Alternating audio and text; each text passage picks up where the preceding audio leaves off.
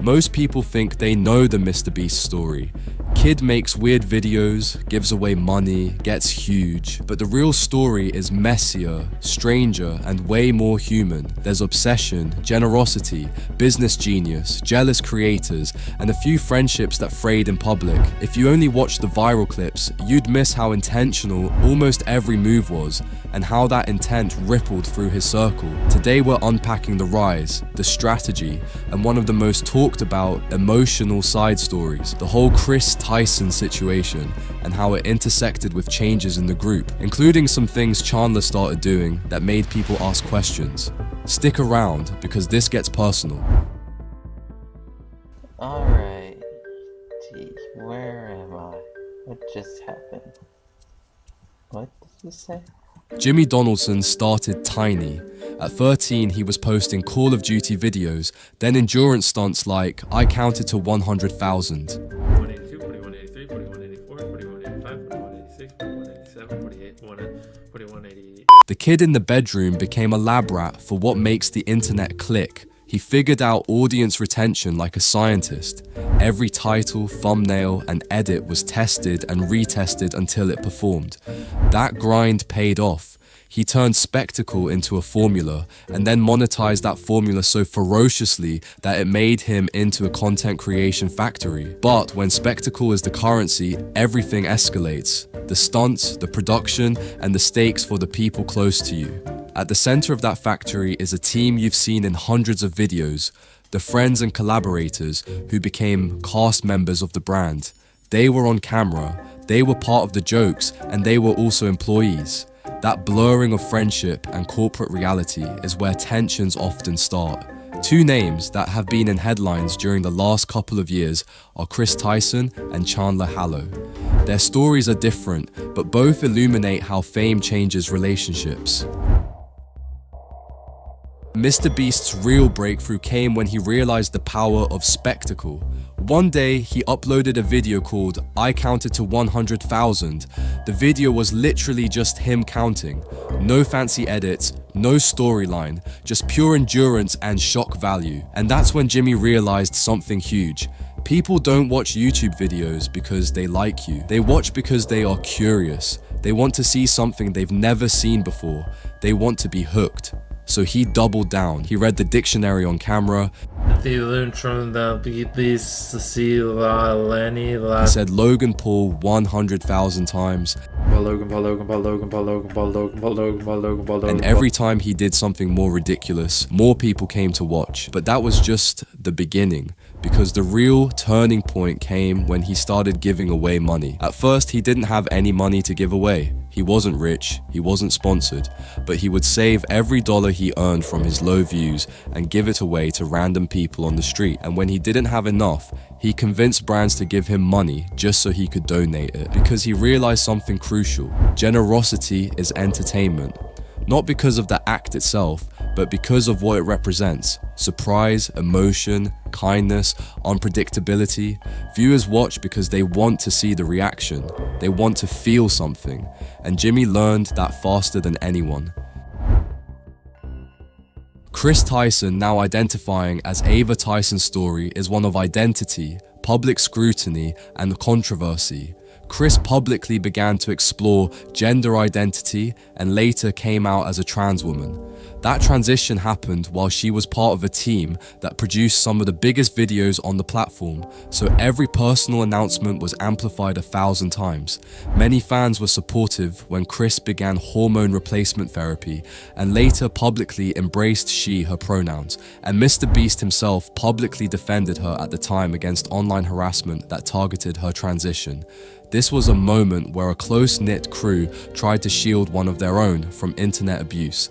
But then things got darker.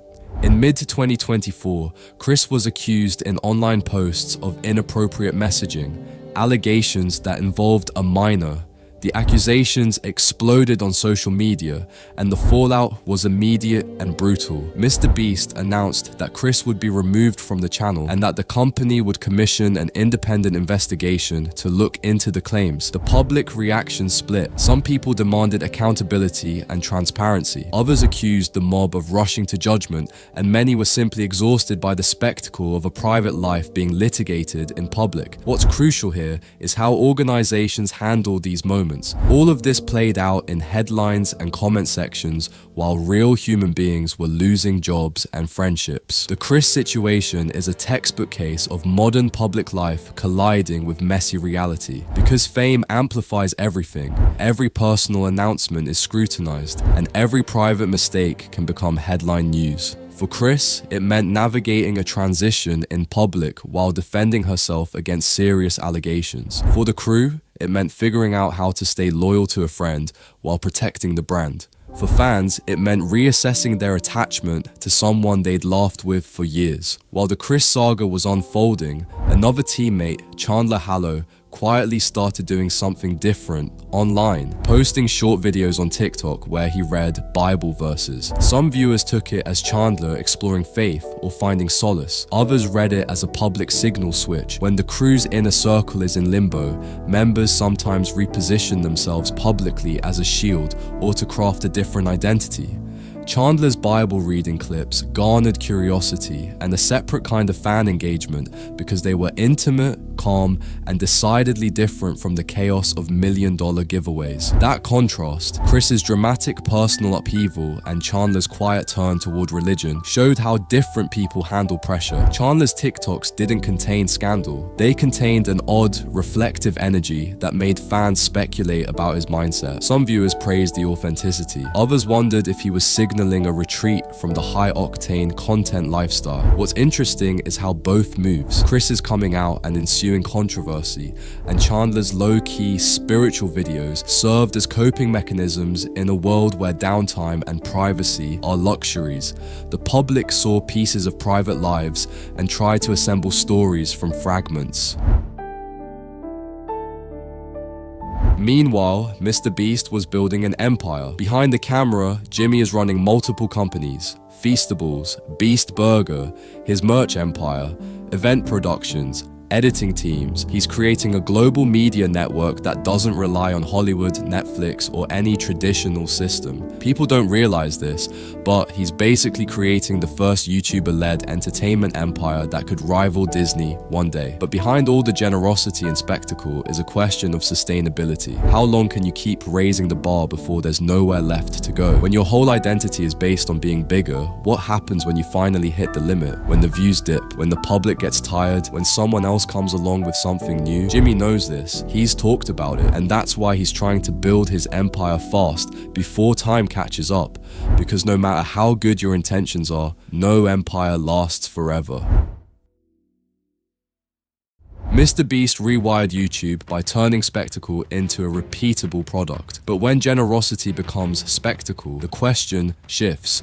Who benefits? Who is being helped? And is that action primarily for the recipient or the camera? Love him or hate him, he is the single most important figure in internet entertainment today. His rise created pressure for the entire creator ecosystem. Fans and creators alike now measure content not by creativity or authenticity, but by shock, scale, and emotional extremes.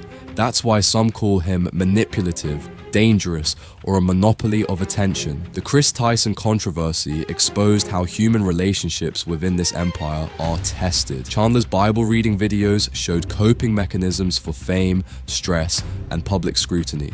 And MrBeast himself had to balance being a friend, a CEO, and a public figure while his entire crew's lives were under a microscope. All of this illustrates a central truth. Behind the camera, behind the spectacle, are very real human consequences. So what's the takeaway? MrBeast's output has helped countless people and inspired millions, but his model also imposes a kind of pressure that influences what creators believe they need to make. Some of the fallout around Chris Tyson exposed the fragility of blending friendship and enterprise on this scale. Chandler's quieter turn toward faith highlighted how different personalities cope with blows to their social fabric. The most human takeaway is simple. Behind every viral success are real relationships, messy choices, and consequences that roll far beyond the camera frame. If you want a one-sentence summary, MrBeast rewired YouTube by turning spectacle into a repeatable product, and when you industrialize viral kindness, you change the people who work inside that factory, sometimes in heartbreaking ways. That's the bittersweet core of this story.